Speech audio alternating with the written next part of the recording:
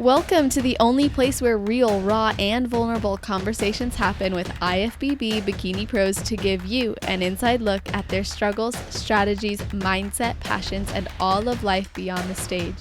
This podcast is made to inspire, motivate, and remind competitors and the average gym goer that even the most extreme lifestyles and elite athletes have their ups and downs. Thank you so much for tuning in today. I'm your host, Celeste Rains-Turk, and now it's time for the Confessions of a Bikini Pro podcast.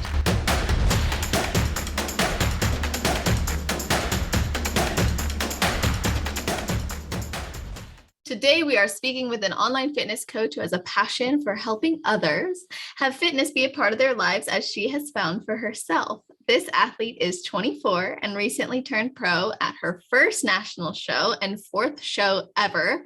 She started competing in 2019 before taking 2 years off to build what eventually got her the overall win at the NPC Mile High in Colorado, and then the win at Junior Nationals, where, of course, she got her pro card. So welcome to the show, Meg DGinto. How are you doing?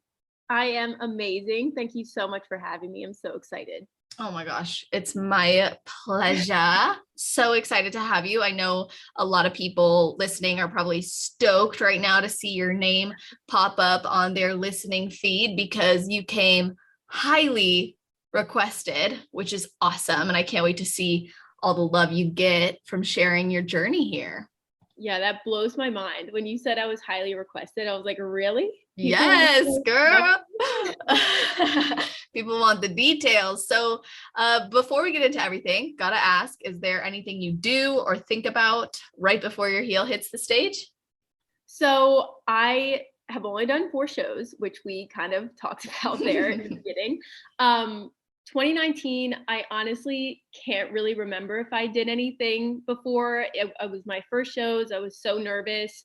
I was also surrounded by like some friends backstage, so I was a little bit more distracted, I would say. This season, I kind of took into account what my posing coach, Alex Granger, actually taught me to do. And she was like, just take some deep breaths, think about a place that like makes you calm before going up there. And that's what I did. My boyfriend also said to like breathe in for 4 seconds, hold it for 4 seconds, and then breathe out for 4 seconds and just try to relax yourself, go in with confidence, etc. So before I lined up to go on stage for both my shows, I kind of did that little breathing exercise. And then as I was in line right before they called my number, I would take those 4 breaths in or 4 seconds in, hold it, and then let it out. And then I just kind of like strutted out there on stage. That's awesome. I love that because those are like just proven methods to actually bring the body into a more parasympathetic state, which is obviously beneficial for being as least stressed out as possible. And we all know, like, you could be mentally ready to get on stage and feel that, but your body sometimes has something else in mind. So it's nice to be able to have that control. Exactly. That is exactly what it was. Like when I was posing in front of my coach, like I'm not on a stage or anything. It was the day before the Mile High showdown. We were posing in front of my coach, Dylan, and my body was shaking so much. And I wasn't even in front of anyone. Yes. In my mind, I was like, dude, chill. Like you're not nervous right now. What is going on? But I could not control my body. It was so wild. And so that's something I was definitely focused on the day of show days, because I knew even if my mind was calm, my body was just going to be shaken like a leaf. Isn't that crazy? Like I can't wrap my head around that because that same thing happened to me my first show this season. And honestly, like I've kind of come to accept that usually that first show back is one where you're, I don't know, like your adrenaline's maybe dumping or something's going on physically that's like, you almost feel, I don't know that out of body is the right word because you're so aware of it, but like, yeah, you're shaking and you're like, I'm not mentally in that position. I know you're not like physically in control. And it's just the weirdest little movement because you're not like I don't know. It's not like you feel unstable, like when you're walking Right. or anything, but it's like you're like vibrating. It's Yeah. so weird. That's such a great description. It's so freaking true. I'm so glad we're talking about this because, like, I'll mention it to some competitors and they're like, oh my God, yeah, totally, totally. But I haven't really mentioned it on the podcast before how it feels. And it's like a disconnect between mind and body. But it sounds like you've really found a way to at least bring some more calm and presence and energy. And also, I just want to mention to those of you listening, if you're curious about Alex or Dylan, both have been on this podcast. So Yeah. you guys can go and listen to their episodes too. But let's talk about your journey. So right off the bat, I want to hear about your bodybuilding philosophy because a lot of people assume bodybuilding can be unhealthy or extreme because of the intensity and the focus. So how has bodybuilding shaped your mindset and perspective as well as your lifestyle? So I love this. This is huge for me. I try to talk about it on my socials. But personally for me, bodybuilding has changed my mindset completely, especially when it comes to my relationship with food. So when I first came into bodybuilding, I knew nothing about it. Someone approached me in the gym and mentioned it. I ended up Googling it and I was like, what is this? And then I kind of saw what it entailed. I was like, oh, this is fun. So I kind of like dove into it. But before I even started prepping or anything like that, I was in the realm of like tracking macros and staying active, blah, blah, blah. But I was like in the gym 7 days a week, no rest days, cardio every day, eating like a little bunny. Like I was not fueling my body. So going through the whole process of bringing my food back up, reverse dieting and all of that, and then taking that huge off season, like completely changed my relationship with food and understanding that food is fuel. That's all it is. We need it to grow. We need it to function properly. We need it to live life, to be happy. So understanding that food in itself isn't going to affect me negatively was huge.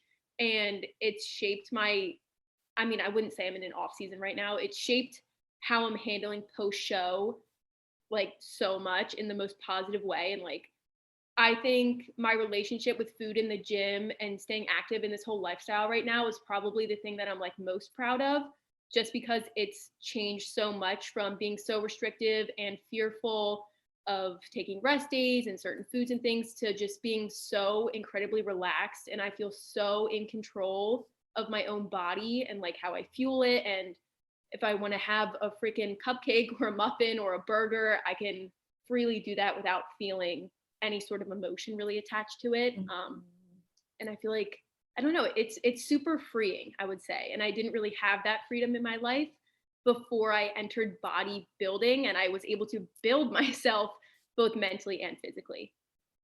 That is amazing. I really, really love that because a lot of times people do perceive the sport as unhealthy and people do have unhealthy experiences, right? But like there's also that shift in perspective and mentality that comes for so many of us. And you use the word freeing, and I love that word because to give ourselves choice is the most freeing thing ever. And I think when we give ourselves the choice to go to the gym, the choice to pursue a goal, the choice to execute on macros, it allows us to be like open rather than I can't have this, I can't do that, I should be doing this. And we have to challenge those beliefs. So how did you go from or accept that you would have to go from barely eating enough to function and fuel your body to and not resting very much to the other end of the spectrum where you're like actually listening to your body and honoring yourself?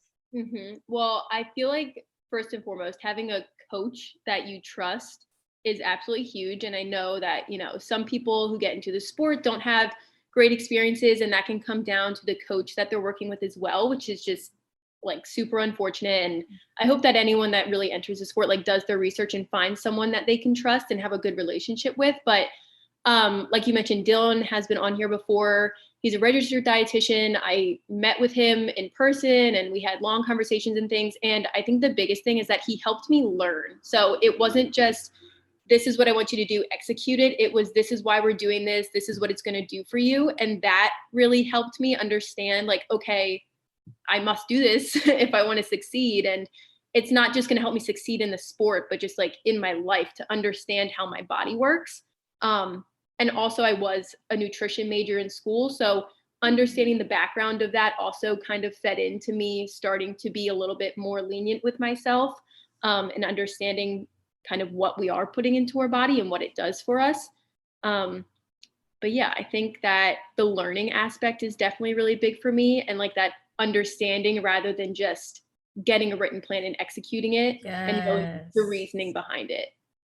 Yes, that is so important. I love that you just said that. Like if we only say we're doing this because coach said so, or it's on our plan or whatever, it means macros, that's not beneficial to our longevity. Like we have to really understand, like you said, I love that word. And I'm actually curious how you found Dylan, because there are so many coaches and people out there. It's so overwhelming. And I always recommend a few coaches just based on what I've seen on their socials and how they like to teach and educate on their socials, which I think is super important, rather than someone that's just showing off physique and like transformations and things. But I met Dylan through a mutual friend, which is great. So I got to meet him in person because we were both in the same state at the time. And then we were kind of chit-chatting about how my major was nutrition and maybe I'll go into dietetics, and kind of connected over that. And yeah, he was like one of the first people I met in the bodybuilding world. And here we are like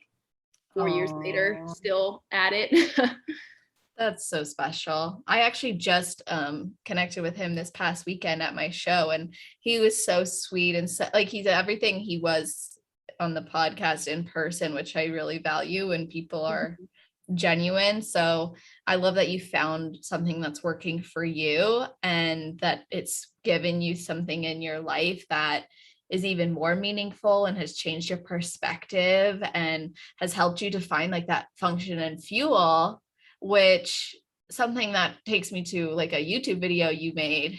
I think you were doing like Q&A. But you said you think some people can compete and they have what it takes and some people don't. So what do you feel contributed to your drive and discipline to really commit to this sport and what it takes to eventually get where you want to go? And of course, now beyond that. Right. So when it comes to that, I was trying to get at more. So I think that some people have that drive and dedication and some people don't. I think everyone has that potential in them, but it just depends what they want to put that energy towards. So if someone decides to compete, they're uneasy about it and they're not sure about their decision and all of that, like that right off the bat kind of says, okay, like, is this something you really want to do? Are we doing it for the right reasons? And if you aren't doing it for the right reasons, I think eventually it will kind of come out when it comes to your execution of things, if that makes sense. So if we're deep into prep and you have an hour of cardio and super low calorie and you're just like, I'm not going to do it today. Like, is this something that you really want? Or is it something that you were doing for another reason? So I think that everyone has that ability in them to kind of dedicate themselves to a goal. I think it just depends on the goal per person. When it comes to competing for me, I was always in sports literally since I was like so tiny. I decided not to play sports in college. I was going to, and then I decided against it. And then there was just kind of something missing there. So I fell into the gym, then I discovered competing. And I thought it was really cool that it was kind of an individual sport because I've always been on team sports, which I've loved, but it was kind of this opportunity to zone in and be a little bit selfish in it. And then go up and compete yourself up against other individuals rather than competing against another team, I guess. It was just a cool sport to me. It was different. I hadn't seen anything like it before. And in that YouTube video, I kind of mentioned that throughout my entire athletic career, I guess you could say, I have always been described as coachable from each and every one of my coaches. Like no matter what sport it was, if something had to change, they would tell me in whatever manner they would say it. I would take it in and I would do it. So when it came to sticking to protocol, not veering off that, getting cardio done, getting everything else that needed to be done. That wasn't even like a question to me. I just kind of was like, okay, like easy peasy, not easy peasy, but like I got it locked and loaded, I'll execute it. But I think that's just like part of my personality and my it's like an attribute that I have. I couldn't agree more. I think you're right that it's innate in some people, or it's been developed from a young age where it becomes part of them, or maybe it taps into a personality trait that they genetically have. And when you said that you had the athletic background and you were deemed as coachable and execution wasn't a problem, it got me thinking I had a very similar experience because I was an athlete my whole life too. And I also was described as coachable. And I remember thinking, well, what sets me apart from other athletes and teammates? And I remember something a coach said one time, which is when we give you feedback, it's not because we think you're doing poorly. It's because we know you can do better. And coaches want what's best for you, at least good coaches, right? So I think having that perspective of like when you're executing on something difficult or challenging, it's because there's belief that you can be better. And that is like so empowering and amazing. And it's like that potential we all have that's untapped. It's like that personally, I'm like, that's life. That's when we it's that grind, but not a painful grind, a desired grind. Right. And it's like they want you to succeed. Like you're not going to get feedback from a coach or a boss or a mentor, whoever it is that's giving you this feedback. They're not going to give it to you if they don't think you could do it, like they want you like tap into that power that you have. They don't, if they didn't think you could do it, they probably wouldn't give you that feedback to begin with, and they would kind of just let you do what you're doing on your own. So having that kind of instruction has always been something that, it is like a driving force. It's like, oh my God, okay, I can take this and I can turn it into something better. Oh, yes. And honestly, I feel you on the team sports thing, because I was always like, I was always in team sports, team captain, team leader, all that shit. And I remember once it came to college, I was burnt out. I didn't want to play in college anymore. It was volleyball for me. And I gave it up. But, I was thinking about now that I'm in bodybuilding, it was a similar experience for me, like committing to the individual aspect. So I'm wondering from your perspective, like, what's it like being on a team in bodybuilding, but still doing this and executing individually? Sorry, that just cut out on my end. I heard you come back, but I kind of missed some of it. It's okay. So to make a long-winded question shorter, how is it to be in an individual sport, but be on a team? Like, do you see a difference in comparison to like past sports that you did? I think it's so fun. This is the thing that's so interesting about bodybuilding. So it's individual. You're not working with your teammates to better the whole that's like performing out there. Like you're working on yourself, you're doing things by yourself, you're executing your own individual protocol, etc. But then on show day or throughout prep, you form these connections with people that are just supporting you the entire time, which I think is so cool. Like everyone is there for themselves. Everyone is there to win. Everyone wants to show up, bring their best package. But at the same time, everyone is backstage or like in your DMs, whatever it is, supporting you and wanting you to do well as well. So it's like you want to do well, but you also want your teammates to do well, even though they might be competing in a different division or a different class. You know what I mean? Like it's so much support, but also you get to be selfish in the fact that you're showing up for yourself, I guess. Yep. Totally understand that. Like at the end of the day, you're not getting on stage with a team to change the score. Like that's up to you. Yeah. It's just like interesting when you think about it, that everyone is there competing against each other, but there's so much support behind it for every individual person too. It's very cool. Like I think people don't expect that to be happening backstage, but especially at nationals, like I had so much fun backstage talking to all the girls that were in my class and waiting in line and just like goofing around, and everyone was just like making the energy so positive and lightening the mood, because of course everyone's nervous, but we're all just like, let's do this. Like, let's all go out there and like give our best. We're going to freaking nail it and we're going to have fun. I think bodybuilders want to compete against athletes who are bringing their best. So the encouragement and the support is like so natural to us, where it's like we all know we've been putting in the work for the last 5 years or 1 year, 6 weeks, doesn't really matter. But we've been putting in the work, and I think we see that and have a mutual respect in each other. And like you said, like the camaraderie is just amazing. And why bring each other down or like intimidate each other in such a nice uplifting sport where a lot of us probably got into it for various reasons, sometimes dark reasons, sometimes positive reasons, but I think we all just have that like mutual respect, and like I want you to do your best so we can be our best up there, and like may the best athlete win without it being like you suck. Yeah, that's the thing. Like, we're all there to compete. We all like to be competitive. So we want it to be competitive, like you want to go up against someone that's going to challenge you and going to kind of intimidate you a little bit, because that's what makes it fun. Like that's the driving force. Like, I'm going to bring my best because I know that all of these girls are also bringing their best, and they're going to do amazing. So I have to show up and do my best and, make them a little bit nervous. Yes, exactly. Oh, I love that. It's like getting my competitor tingles. So why did you want to get your pro card?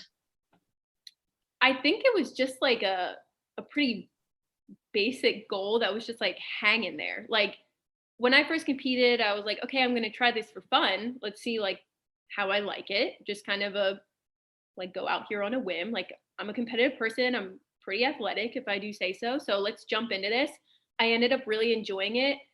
I went into my off season and I didn't have in mind, like I wasn't like, I'm going to take off and I'm going to compete in 2022. I was just like, all right, like I competed in 2 shows. That was an experience. I'm just going to start to build, get back in the gym, start lifting heavy, start eating a lot more food, start living life a little bit more. And then this year, 2022 came around and I was like, you know what? I kind of want to compete again. Like I put on a lot of muscle. I'm getting that spark that I want to get back up on stage. I want to push myself. I want to challenge. So I kind of just went back into prep. And then my coach was like, let's aim for a national show.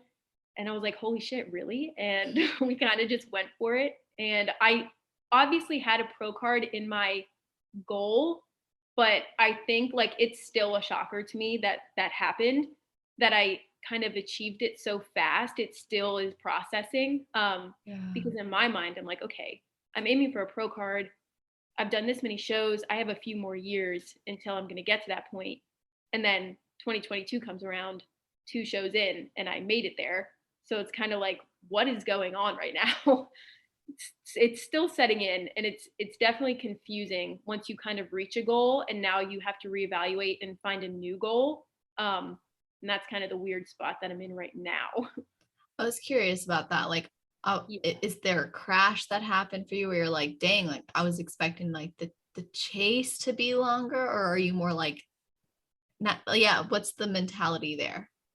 I definitely was expecting the chase to be longer. Not that that was what I was looking forward to. I wasn't like, I can't wait to keep fighting. Right. Hard. I hope I lose every time. Yeah, definitely wasn't going in with that mentality, but I did get like a few DMs and messages saying like, come on, be honest. Like, did you know you were going to get your pro card? And I was like, no, I absolutely did not know. And that's why I still like, I will just be sitting here during the day and think, and I'm like, holy shit, like I got my pro card like 2 weeks ago. What? Like it's just so weird because I wasn't expecting it to happen so fast. And now it's definitely a confusing phase that I'm in. Like, it's pretty stressful. I was feeling a little more lost like a few weeks ago. I feel a little bit better now, but it's still a very rocky like place because I'm just not sure where to go right now. And it's hard to kind of get yourself out of that because I feel this pressure of setting a certain goal, but I'm still trying to figure out what that goal is for me without letting what I think other people are expecting of me play a role in that. So it's kind of hard to separate those two, like what is expected of me / what do I want to do kind of thing is where I am right now. Oh, I'm so glad you said yes to doing this podcast despite feeling that way, because this is like the realness that I love when athletes share. Is it's like, it's so much more than getting your pro card. Like there's this whole mental process you're now going through. And it sounds like there's combating thoughts in your head of like, this is expected of me and maybe I should do that. But then what do I really want? And maybe what comes after the pro card conversation didn't happen until you actually got the pro card. And now you're like, oh, it's happening. Yeah. I just wasn't expecting that conversation to come up so quickly, I guess, because in my mind, the pattern was you do a few shows, then you take a long off season, then you come back, you do more shows, then you take a long off season. That's the path that I took. So I was like, okay, this works for me. So honestly, what I was expecting from this season was maybe to do between 2 and 4 shows and then take a long off season and then come back. So after doing 2 shows in a span of 2 weeks and achieving the goal that I thought was going to be pushed off a little bit more, that whole conversation and realization of what do I do next came way sooner. So my thought processes are definitely a little jumbled and confused. Totally. Yeah. Well, what was your feedback after you got your pro card? I'm definitely still I sent an email that they send out. They're like, hey, if you were in this class, contact this person. But I went backstage to talk to Sandy after I got my pro card, and all she said was come in tighter. And that also makes it a lot harder because at this point now it's like, okay, your feedback is to come in tighter. And usually feedback would be, you need to grow, you need to put on mass. And we all know that that takes a good amount of time. So if my feedback were to be grow your shoulders, grow your glutes, come in with more mass, an easy decision would be made. Okay, I'm going to go into an off season. I'm going to build. I'm going to take some time off. Then I'll come back for my pro debut. But since my feedback was to come in tighter, and for anyone listening, that just means, like lose a few pounds, maybe like 2 to 3 pounds. That's not something that needs to be achieved with a long off season. Like I could go into that phase right now and then do a pro debut. So it's just, everything is just fast tracked. And I think that having the decision, like, oh, I get to decide if I want to do a pro debut or if I take an off season right now and put it off for a later time, because I guess I was just expecting different feedback to make the decision for me. Totally. Like, had it been more clear cut, like, oh, get on a pro stage, see how you do, but I think you need to come in like maybe 2 to 3 pounds tighter. We want to see this. Well, that might give you a timeline or an idea, but it almost sounds like there's like a limbo feeling. Yeah, I just don't know. I'm still very confused with it. Dylan and I went on a live because the most asked question I'm getting right now are like, what are your plans? Or when are you doing a pro debut? Blah, blah, blah. And I'm like, I don't know. I'm trying to figure it out. And it's still something that I'm thinking on, but I've been trying to like give myself a little bit more grace because I'm not on a time schedule. Like I have time. If I want to go into an off season, I can. If I want to do a pro debut, we have a show in mind that I could do. And I still have time in between to decide. Like it's not like you're going to do a pro debut in 2 weeks, get back into your prep like protocol right now. I have time to like relax, let my body chill a little bit, and then jump back into things if need be, or, like continue on with this more of a reverse diet and go into an off season to build. So I'm just going to let myself have a little bit more time to think on it. And once it gets a little bit closer, then it's game time decision. But for now, I'm just letting my mind chill a little bit. That makes sense. I think that's like the best thing you could do for yourself because that's your decision and it removes the pressure that's coming from the questions of like, what's next? What's next? You're like, damn, I didn't even expect to be here. Like, let me just process being. That's something we don't do enough. Is just like process being where we're at and enjoying it. Yeah, exactly. Good for you. That's awesome.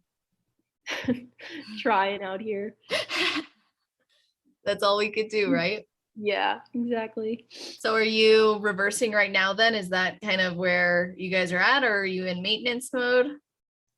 Um, I mean, I want to say reversing just because cardio is definitely taken a step back and food is just increasing. So yes, that is a reverse diet. But I am now, what am I at right now? 3 weeks post first show, and I'm still at my stage weight. So my body is tolerating everything super well, Yeah. which also kind of gives me some more flexibility, I would say, when it comes to making a decision when I need to. Just because like we know how my body works, so we know that I can give myself a little bit more food, a little bit more flexibility right now, and then I'll still be able to kind of dial back in when need be, or decide to start to build again and so forth. But yeah, right now I'm just focused on getting more food in, fueling my body so that I actually feel like a person, enjoying the gym, lifting how I want to lift, getting cardio in here and there, obviously just for like cardiovascular, and we don't want to like pull cardio completely. And yeah, we're just kind of hanging out right now. I mean, we're not like crazy pushing food, but we're not restricting in any sense. Right.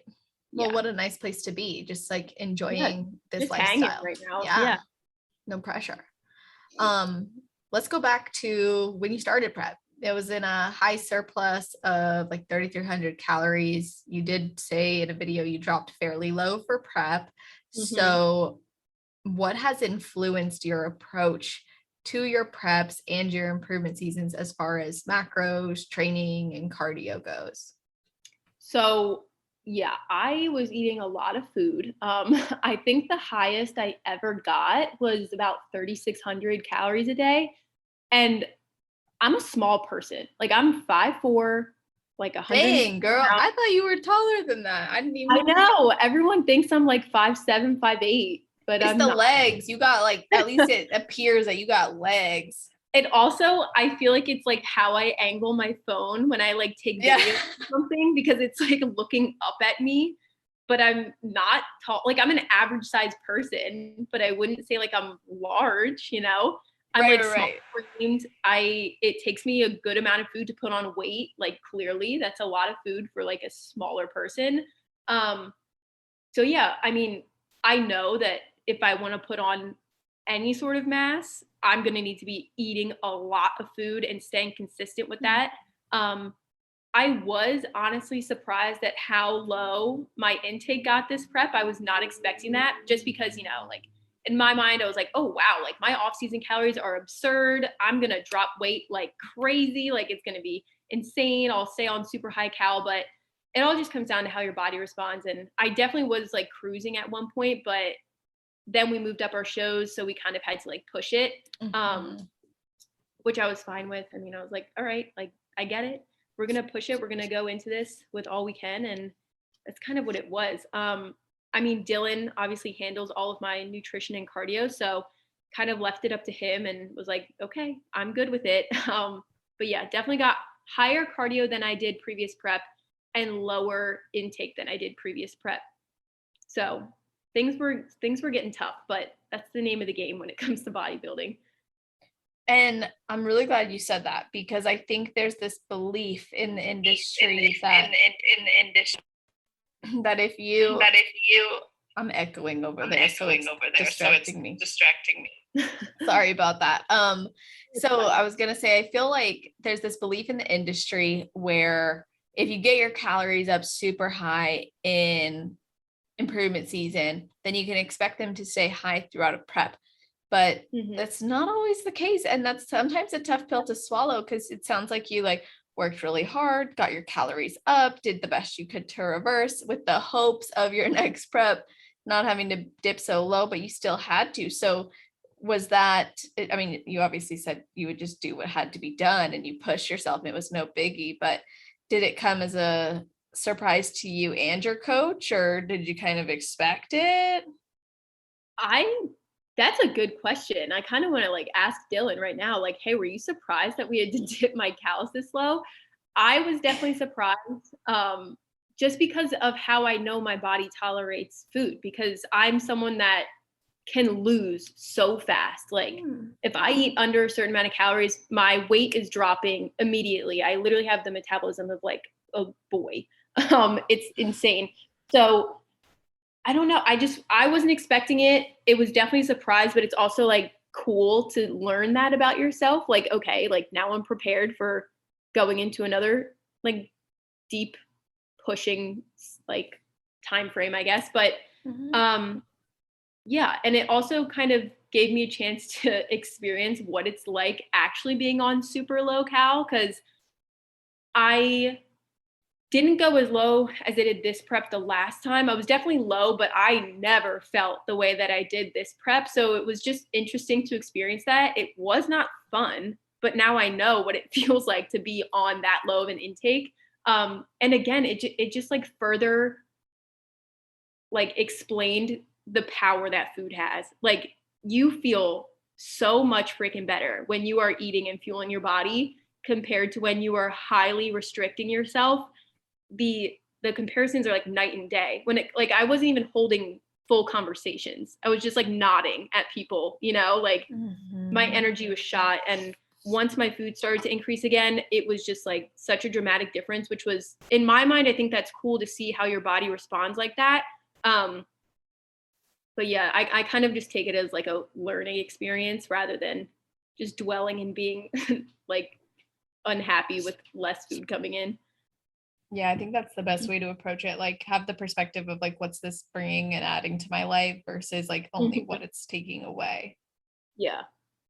It did look like you have had a solid base of muscle in 2019 when you started. And I know you were living the lifestyle before, and then you went into this extended improvement season where you didn't have a timeline. It was just, I'm going to focus on eating, growing, improving. And then, one day it kind of hit you wanted to get back on stage. So you and Dylan had talked on that live video about how you were taking the time off that you needed to grow anyway. And I think 2 years off is it's a more extended time frame than most would be willing to take. Doesn't mean it's not necessary. It's just most people aren't willing to do that. So what was it that made you feel confident and comfortable that the time you had invested actually paid off and you were ready to get back into a prep?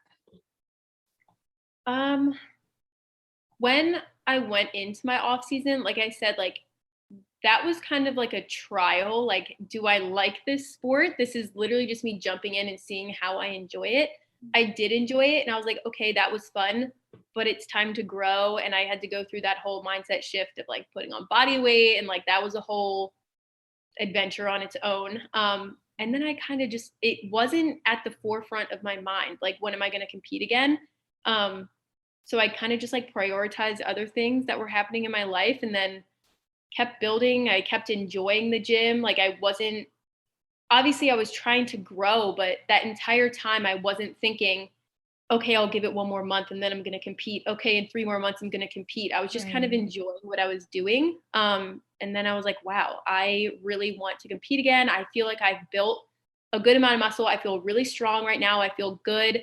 And then I would just kind of do like comparisons. Dylan and I would have the most random check-ins. Like every 3 months I'd send him pictures and he'd be like, looking good, like, let me know when you're ready or whatever. And then I just kind of like sat down with him and was like, hey, I think I want to compete in 2022. And he was like, let's do it. And we put together a plan and went after it. So I think something that differs with me, maybe compared to other competitors, is that it's not, like I said, it wasn't the main thing on my mind when it came to taking an off season. It was an off season not only to grow for the sport, but just like to grow in general. I mean, I was 21 years old, so I was living my life. I was in college.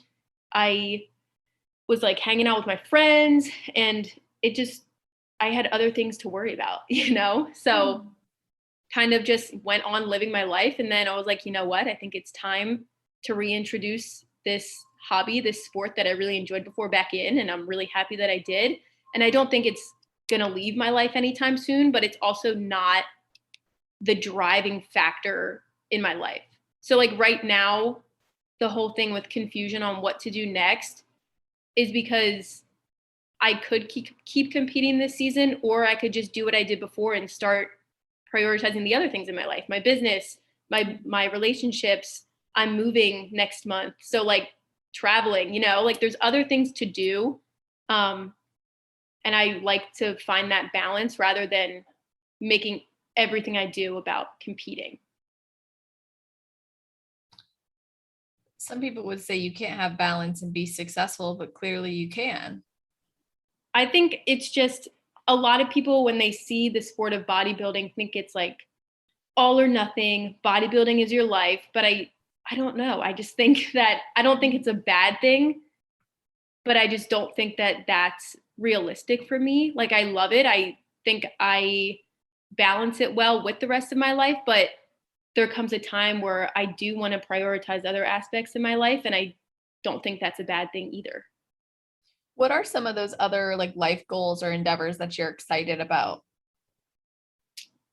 Honestly, growing my business and just new endeavors in that sense, because I do have an LLC. I'm a business owner, and that was a very scary jump to make after graduating college. So just building on that, doing what I can to provide for my clients, further learning and educating myself, just experiencing and living life with my two roommates that I live with.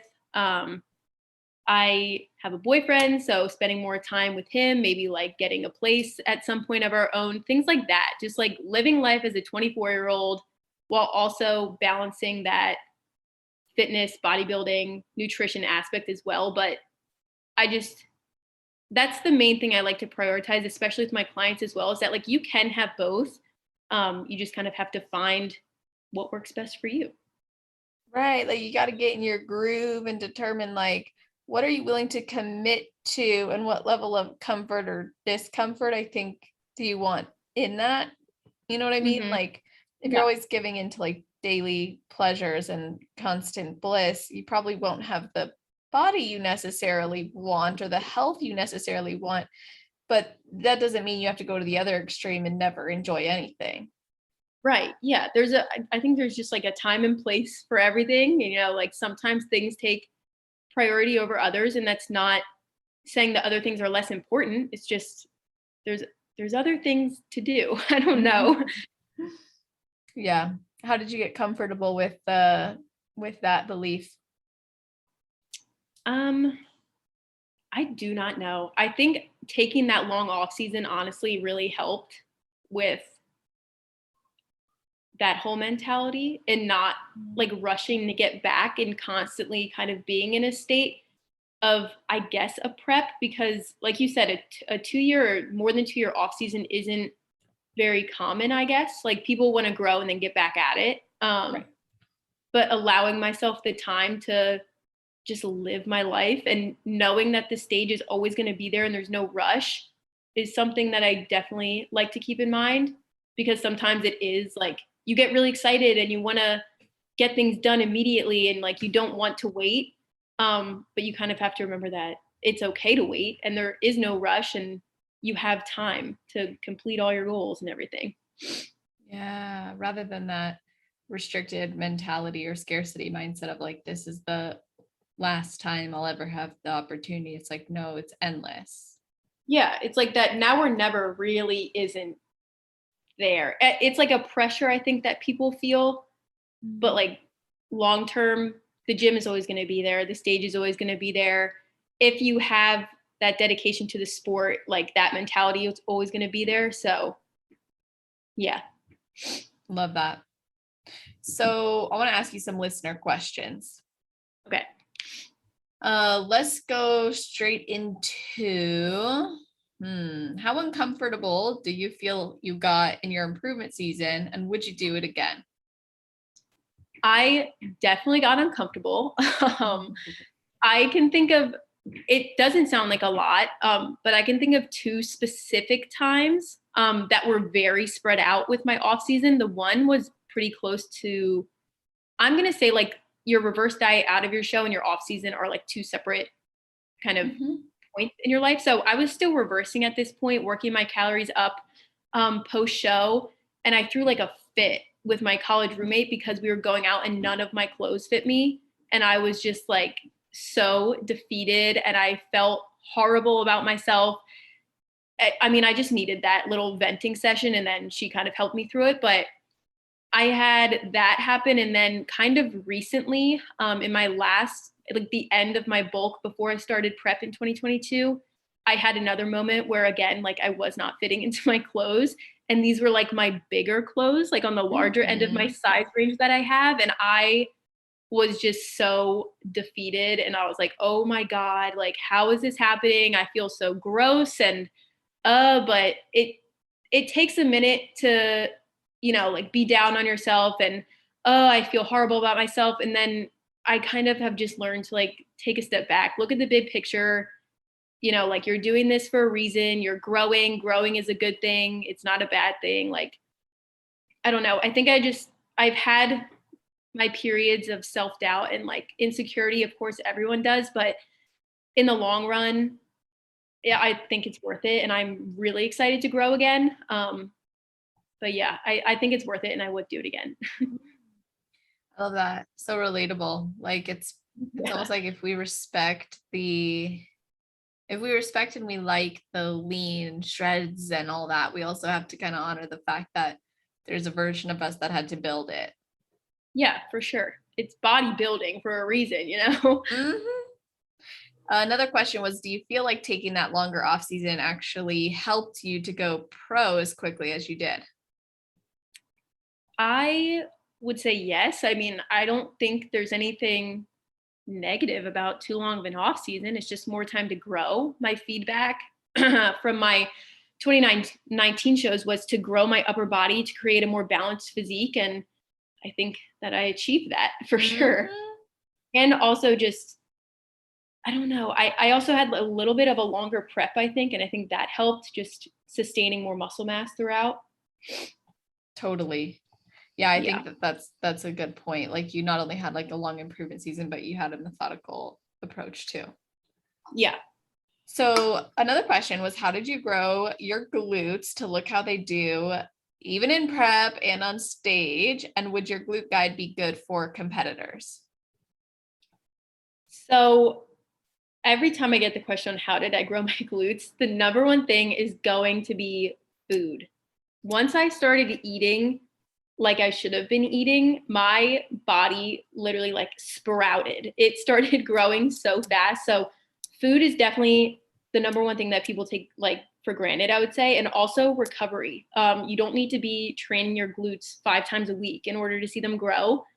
Make sure you're getting proper recovery, proper rest. Your muscles need it. And so does your mindset, because you don't want to be driving yourself to the ground. When it comes to my glute guide, that was the first thing I ever created under my LLC, which is kind of fun, but I have had competitors do it. I have done it many times, and I think it's super friendly to all experience levels.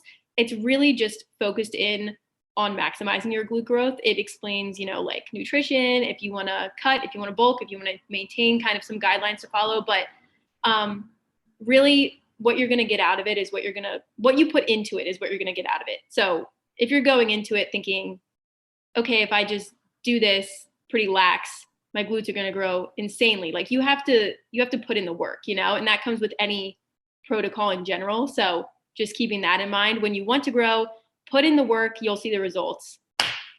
Love it.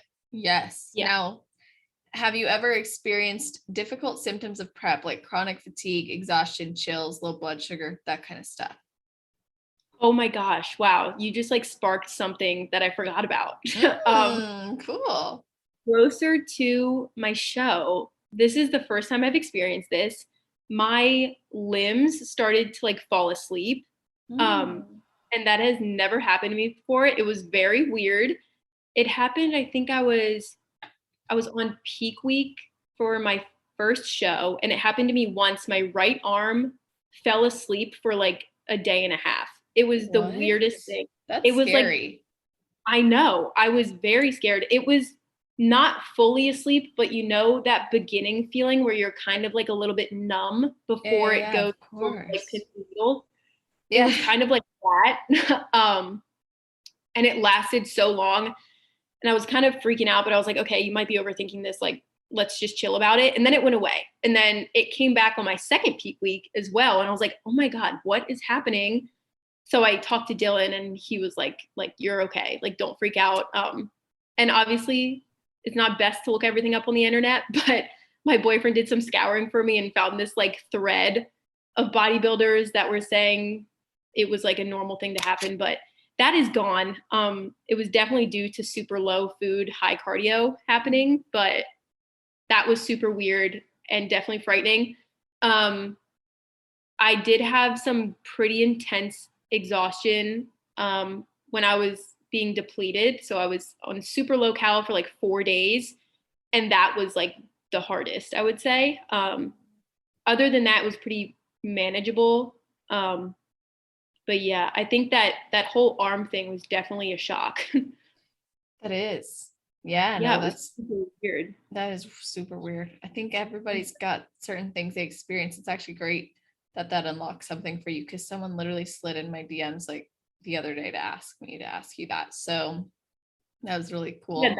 that's a good one because I feel like you always hear like the common, obviously you're going to be tired, low energy, not feeling great in the gym, like when you're literally lifting, like low sex drive, maybe you lose your period, things like that. But that one was super strange. Yeah, that is really weird. So, I love this question. It's just so random. What are 3 words you would say define you? Oh my gosh, I'm so bad at these things. um, I would say dedicated is one, just because I don't even think I need an explanation. I mean, self-employed, kind of, you need some dedication to do that, you know? You're like, look at my um, resume, bitches. Of course I'm fucking dedicated. yeah, I would say dedicated for sure. I think I'm pretty like lax. Like I'm pretty chill about everything. I don't tend to overthink things. I don't tend to get too anxious about things. I'm very just like go with the flow. Even your Um, food and water and all that kind of stuff, or like packing for shows. yeah, I don't think I'm too like crazy about anything. I You're think like, I it'll keep be it fine. pretty calm. Yeah, because it's like as long as you have your main stuff, if you forget something, you can just go to the store and buy another one or something like that. But that's also something I've tried to work on is not getting so worked up about things, and just like staying calm. Love that. So yeah, I guess that dedicated and oh my gosh, I'm so maybe like personable. Hmm. I guess I think that's a good one. I would agree. This conversation's been so easy. Oh, good. Okay, good. Oh, love it. Okay, well, here's a question that I think is so fantastic. So, are you a natural athlete, or do you or have you ever felt pressure to be enhanced now that you're part of the IFBB? I am a natural athlete. I haven't ever really considered not being a natural athlete. I love the second part of that question Right? because I think, yeah, that's good. I think there's definitely a big pressure of it that if you want to do well in the sport, especially at a pro level, you need to be enhanced in some way. And it's pretty well known that, you know, like majority of the Olympians up there are not natural athletes, and there's nothing wrong with that. Um, but I think it does cause a little bit of like self doubt being a natural athlete and wanting to continue to compete at a pro level as a natural athlete. And I did ask my coach and I said, hey, like, be honest with me. Do you think I could do well in this sport as a natural athlete? And he said yes, and I trust him. Um, so yeah, I don't like, I understand the pressure of it, and I think that it is definitely present, but I also don't think it's 100% necessary to like enhance in order to do well, you know? Totally. Yeah. I think the more like the deeper people get in this industry and this sport, and the more we realize how many people are enhanced to some degree, even if it's a very, very, very small degree in comparison to, let's say, an open bodybuilder, Mhm. the more that pressure or doubt can kind of come on, where you're like, damn, I totally thought this was attainable naturally, which a lot of it is, honestly, but then Yeah. the enhancements is like, it's not like that's the end all be all, of course. So I think it's really Yeah. cool that like you talk to your coach about that, and that's something you want to commit to. And um I love that you are open about that. And I'm glad that we had that little conversation about it, because I don't broach that subject much on the show, but I think it's great for perspective. Yeah, I think just like being realistic about the sport in itself, because I have gotten a few DMs saying like, "Hey, I want to compete, but I don't want to use steroids." And I was like, "Then don't. Like you don't have Right. to enhance." Like people would definitely be surprised at what they can attain naturally. Like if you Yeah. are on the right protocol for your body, if you stick to protocol for a certain duration, you can achieve way more than you think you can. Um, and I think that's definitely important to note. But yeah, I was having a conversation with my boyfriend about next steps for me when it comes to competing in the pro league. And I told him, I was like, I'm going to talk to Dylan. I'm going to ask him flat out, do you think I can do well in this sport as a natural athlete? If he says that I need to enhance, I probably will not continue. Like maybe I'll compete in a pro show, but like if I'm only going to do well if I am an enhanced athlete, then I've done what I came here to do, which was just attain like my best possible physique naturally, like my unlock my natural potential. That's kind of what I wanted to do with the sport. So hearing that it is possible to do well as a natural athlete is definitely a motivator in itself too, because you're like, okay, like now I really got to bring it if I'm going up against, Hmm. you know, some enhanced athletes, which again, it just drives more competition, which definitely isn't a bad thing. What made you say that? um I actually am with you on this, by the way. Not, again, this isn't about what's better or what's worse, but personally, I have the same type of thought as you. I Mm-hmm. think I would keep going, but I just wouldn't fixate on, like, I think it would just motivate me, like you said. But anyway, what was it that made you say, well, if I can't do this without enhancements, then I'd stop? Like, why is that the decision for you? I I don't even know if I have like a clear cut answer. I just am not one that wants to enhance in any way. I mean, Yeah. it I do the sport for fun. Like I don't feel the need to incorporate anything else into it, you know? Like Yeah. I just wanted to compete, yeah, for fun for myself, and I don't want to let the sport kind of coerce me into something that I wouldn't do if I wasn't in the sport, I guess. Yes. So I don't know. I That's pretty clear like on my head. Like I again don't think there's anything wrong with enhancing and using PEDs. Like it can be done very safely. I personally just don't want to partake in that. And I don't think that just because I'm now in the pro league, that's going to change. Thank you. I see that perspective, and I think that's awesome. Yeah. So those were our listener questions, and we covered some other topics that were suggested, but they were already part of the episode. So thank you guys for submitting your questions. Those were really, really great. I want to ask you now, what is your best advice for people who have never competed before but would like to? And then your best advice for a competitor on their road to pro? Okay. So, advice for someone who has never competed and wants to compete. Whenever I get this question, I usually like no matter how advanced you are in the gym, take the time to grow, because I think it's just people are shocked at like how much muscle mass these athletes have. Like bikini girls are smaller, yeah, but they still have a lot of muscle mass. Like it's kind of shocking. Mhm. Um, so I think honestly, anyone at any level would benefit from a growth phase, from like taking the time to make sure you're eating enough food, get in the gym, lift heavy, like put your head down and grow. I think that's beneficial to literally anyone, especially someone that's new coming into competing. And another thing for someone who hasn't competed before is like shopping around for the right coach. You know, like don't just go to the most affordable option. Don't just go to someone because someone else went to someone. I would be open to talking to multiple people to find a connection that you feel comfortable with and find someone that you're going to trust completely and not have doubts with throughout that journey, because you're trusting someone with your health pretty much. So you want to make sure you're comfortable with them and they are putting your health first when it comes to a prep. Amazing. And what about for someone on their road to pro? Someone on their road to pro. This, like, I'm telling you, like, it has not set in that I'm in the pro league. I'm just confused about it. Oh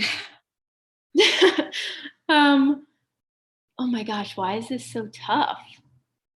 I mean, I would just make sure you're having fun with it. I mean, I know that sounds like cheesy, but that's like a main factor as to why people compete, you know? And I think that especially when I was at nationals, I kind of had to take a step back and be like, you're here to enjoy it. You know, like you don't want to go into show day and get up on stage and then like I don't know, your attitude like isn't in the right place to where you're not even enjoying the day and your moment.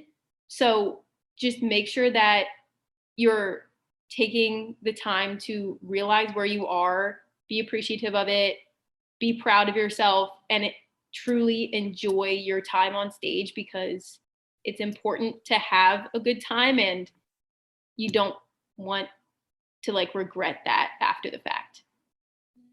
Yes. Love that. Like you don't want to look back and be like, dang, I didn't even stop and smell the roses.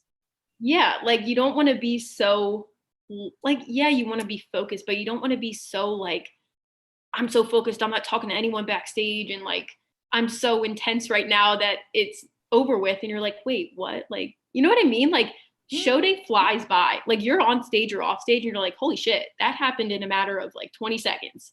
So I think it's just important to like take a breath and be like, wow, like I'm here, I'm gonna have a good time, I'm gonna enjoy my routine, not stress about it too much, not be so anxious that I don't actually have fun when I'm doing it. Yes. It's like the shortest, longest day ever. It is. It so is. Well, I love that advice. And I'd love if you could share how everyone can find you, connect with you, maybe even work with you. Yeah. So my Instagram is at Megan Lynn Fitness. That's kind of like my main platform, I would say. I am on TikTok as well, same handle, but my website is linked in my Instagram. And if you guys want to connect with me, just shoot me a message. I check my DMs literally all the time. You can also reach out to me on my website. There's like a little contact thing. I literally answer everyone. Like even if you're not interested in coaching or a guide or a program or anything like that, if you have any questions about the sport, about, you know, your journey with fitness and everything, feel free to reach out, because I always love connecting with people. That's awesome. And I think that's so amazing when people are so accessible and willing to help. So I will put all of that in the show notes page. You guys, that's always at celestial.fit/podcast. If you're listening right away, Megan's episode is going to be at the top of the page. If you're listening in the future, scroll down to the categories section. It's alphabetized there, and you'll be able to click on hers. And not only do we have the ways you can connect with her, but we're going to have a breakdown of every topic covered in the episode timestamps, so you can go back and listen to certain key points, and a full summary of the episode. So when you're sending this to all your friends and teammates and clients, you can let them know exactly what they're going to get out of this episode, because it was awesome. And I do appreciate your time today, Megan, and everything you were willing to share. Of course. Thank you so much. Again, this was amazing. Oh, you're so welcome. It was amazing for me too. And To everybody listening, I hope you have an amazing rest of your day, night, or morning, wherever you are in the world while you're listening to this podcast. Just make it